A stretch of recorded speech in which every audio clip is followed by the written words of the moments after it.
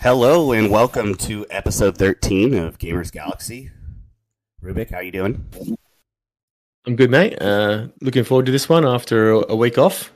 Yeah. It was a nice little change of pace. We had a little break there, so appreciate you guys staying with us.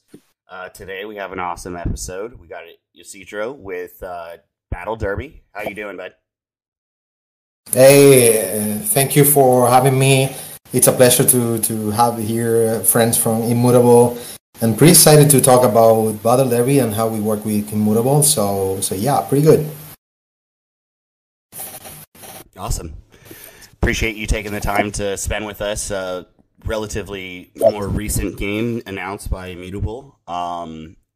So let's jump right into it. Tell us about yourself a little bit and your experience building games and why you guys have pivoted to utilizing blockchain. Sure. I've been on games around 20 years now.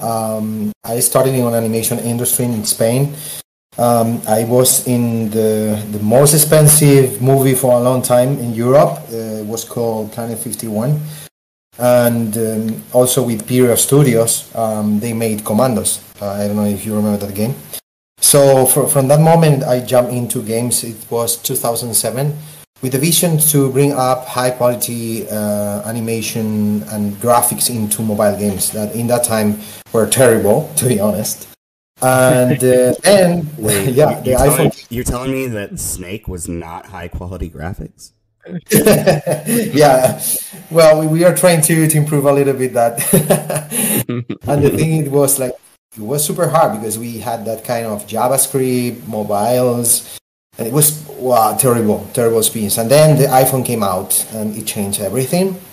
So it took me a while because I was super young to get investment with this value proposition. But I got it in 2013. And for the time, we already had Kings and Rovios who were doing nice IPs already.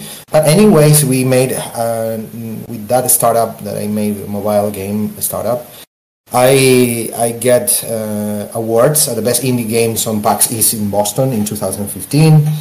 And I worked with Mattel, with Barbie and Hot Wheels brands. And also started to work with Marvel, DC, also with Disney, Warner, many others, big companies with this company. So finally, I sold this company to Tactile Games. That this is a pretty well-known developer in the mobile space. They have made Lily's Garden that they have raised. They have made around 600 millions already with this game. It's crazy. So I sold this company. I started to work in this game, and in fact, I was in Bitcoin because I sold it in 2017. So I started with Bitcoin in 2012, pretty early, and that was because I was in a libertarian kind of political discussion group.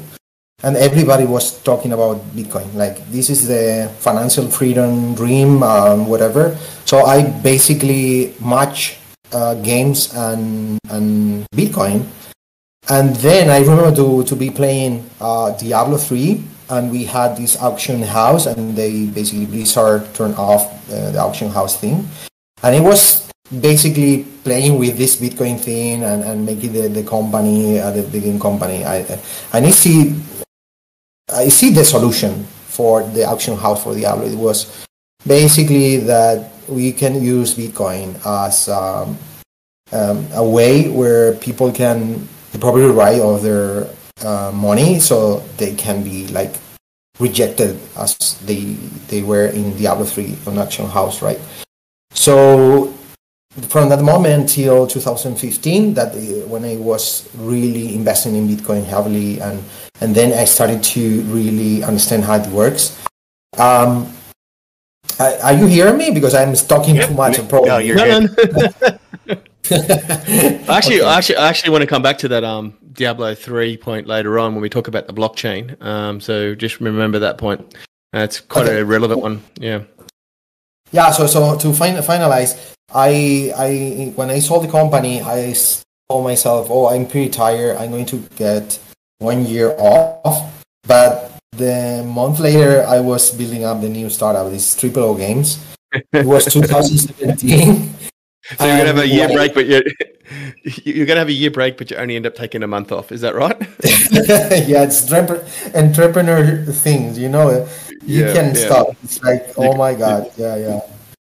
So basically, in that moment, I realized that I have this dream of doing something pretty new. It was the moment that a lot of people was basically saying that free-to-play games on mobile were scams because everything was pay to win. And with all that, I decided to make this company. So I went to Oxford because I really wanted to understand how blockchain works. So I studied at Oxford. I presented there this startup. And I met Ricardo, my co-founder, my business partner.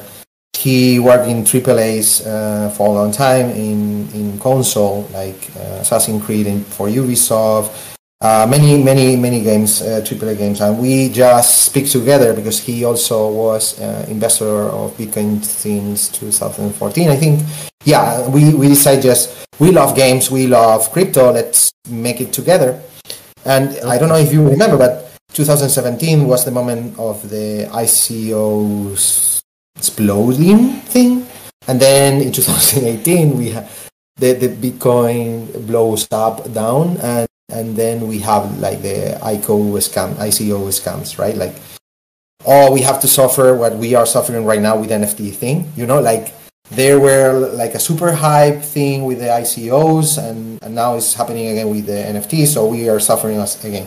So we started to develop. Can I ask you something? Sorry, Isidro, about about the like how crypto ebbs and flows through market bear and bull and all this sentiment. Do you think there'll be a point where gaming decouples from crypto and becomes its own little entity, and market conditions, like normal games, have never ever been impacted by market conditions? If people want a game, they buy it and they play it. That's always been the case. So do you think that we have a future with that, with crypto games as well, or is it we going to be stuck on this train of high and lows? Yeah, so my vision, our vision was we are making any game, a free-to-play game that can compete with any mobile game out there. But we really wanted to put blockchain because we believe that the blockchain features, the Web3 features that we wanted to include, it's going to increase the possibilities and the experience. It's going to leverage the experience of the games for the gamers out there. And that was our vision in 2017. And then we started to hear about NFTs, of course. And in fact, in Oxford, what I present as my final assignment, it was tokenization of property rights for game assets. And nobody was talking about NFT yet. We had the CryptoPunks and we had the CryptoKitties, but it was not like massive, like now everybody understand, right? In that moment, I didn't hear about them.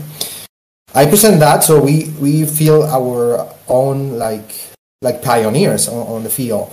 So I present that at Oxford, and then started to work on answering your question. So what we suffer, it was like if you are not when we start, if you are not on the hype blockchain thing, you are not going to get investment. So you have to be talking about the tech, about the innovation. So our communication was like, okay, we are making a great game, but it has these Web3 features of people we are bringing attention. And then Bitcoin blows up and goes down pretty fast, and then ICO scams came out, and every investors and everyone was saying, like, if you are on blockchain, we don't trust you anymore as a video game company. Yeah, at that time, so it's the same now.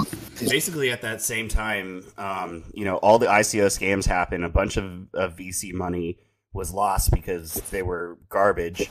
And all the VCs basically said, "Hey, if you're a game company and you're going to be building with blockchain," they didn't even want to touch it at that time. Yeah, it's the same scenario right now with the. I can tell you because I've been here now for a long time, and we